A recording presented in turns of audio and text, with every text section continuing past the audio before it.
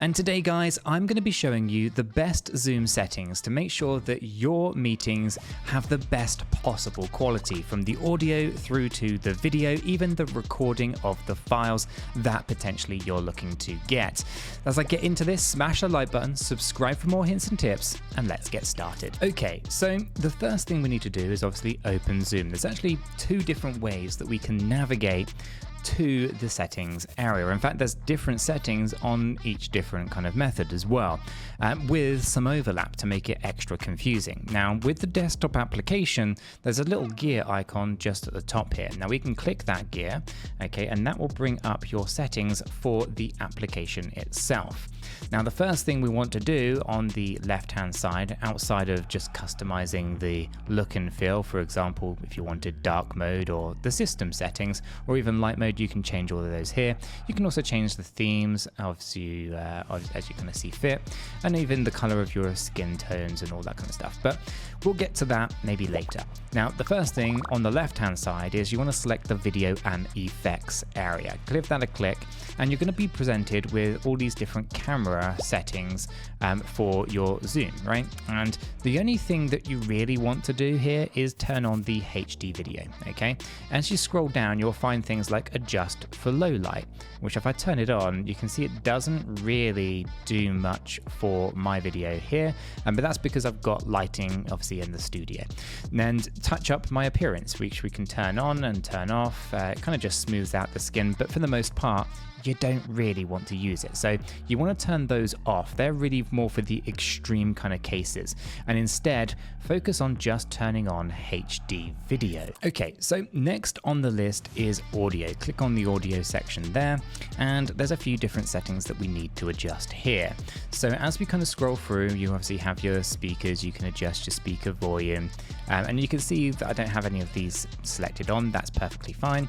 Now as I scroll down, it's the microphone that's the most important, and you can kind of see here that this input volume is moving around as I kind of talk or talk quietly, and it kind of just automatically adjusting, which is what this little toggle button is doing. And you can see that it's moving from red to green and so forth. We actually want to turn this off, okay, because what we need to do is we need to basically control the input volume, right? And we want to be in control of what that is within Zoom, okay? So with this turned on, what it does is Zoom basically tries to adjust your volume of your microphone if you start talking more quietly, for example. And that really isn't what you want. You want to be able to control your voice and the sound that you are making in your Zoom calls, whether they are interviews, whether they're business meetings, or maybe there's some kind of professional setting, right? You need to be able to control that through your microphone, and you don't really want this kind of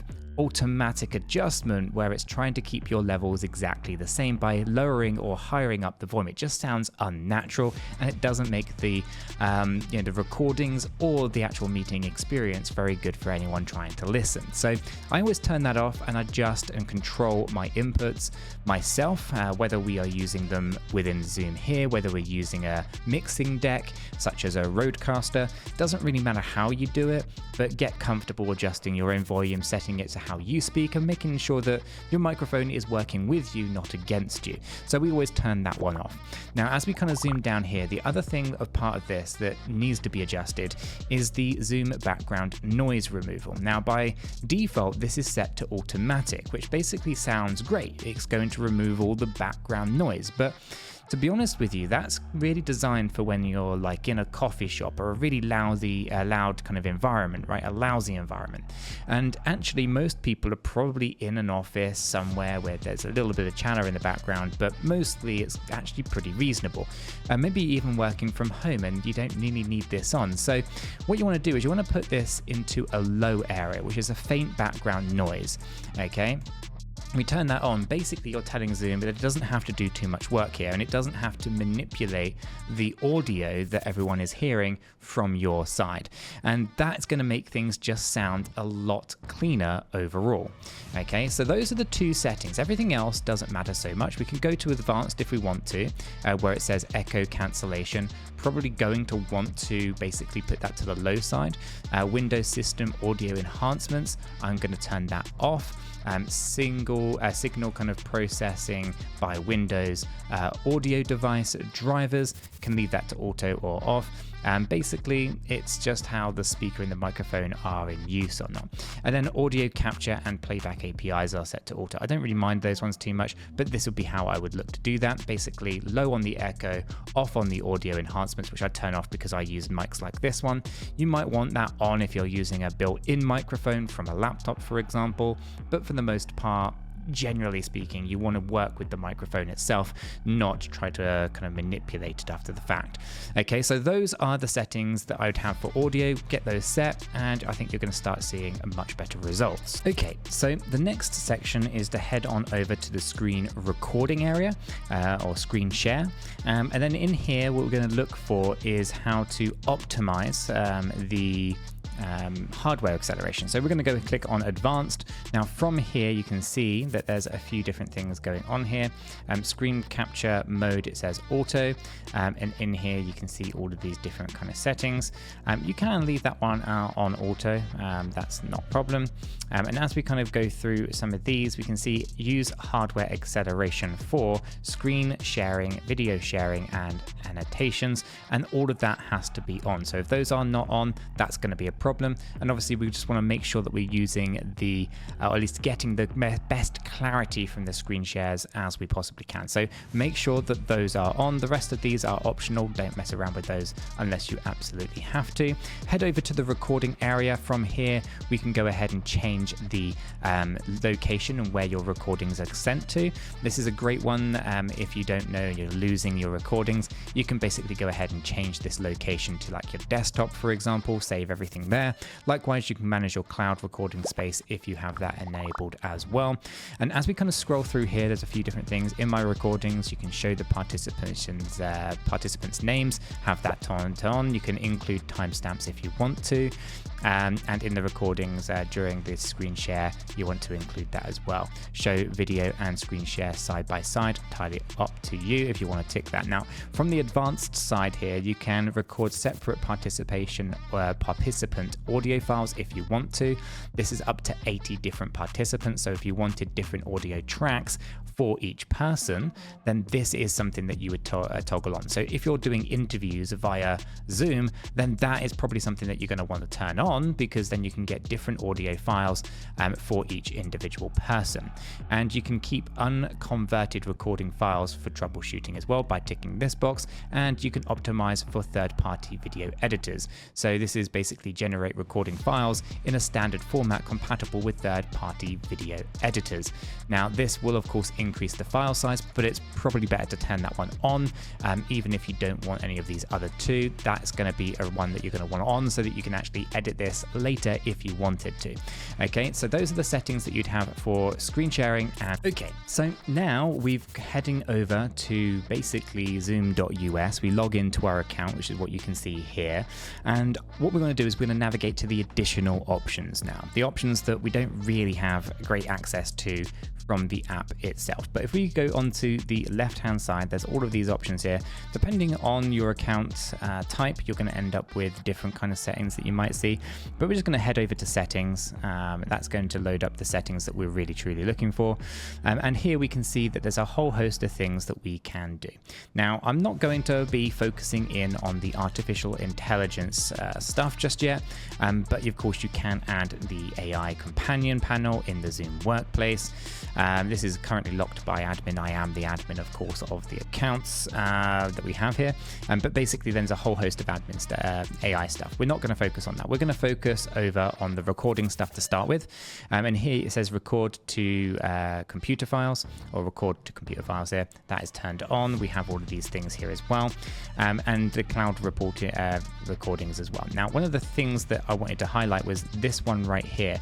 For the cloud recording, there's the ability to record the active speaker, the gallery view, and the shared screen separately. Rather than recording it all just as like what you see within the Zoom meeting, this particular setting could be a great one to actually have the active speaker and the gallery view and the share screen all together kind of being recorded as separate files for editing later on.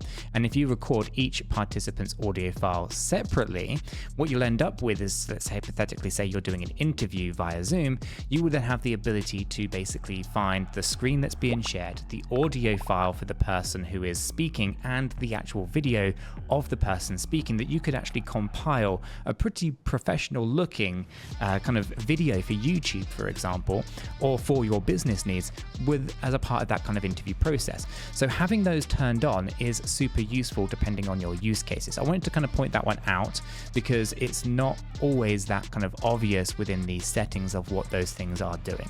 Okay, so that's the first thing there that I kind of wanted to kind of just going to go through. And there's a few other options here that is obviously kind of worth looking at. Automatic recording, for example, I don't have that on, but you might want to.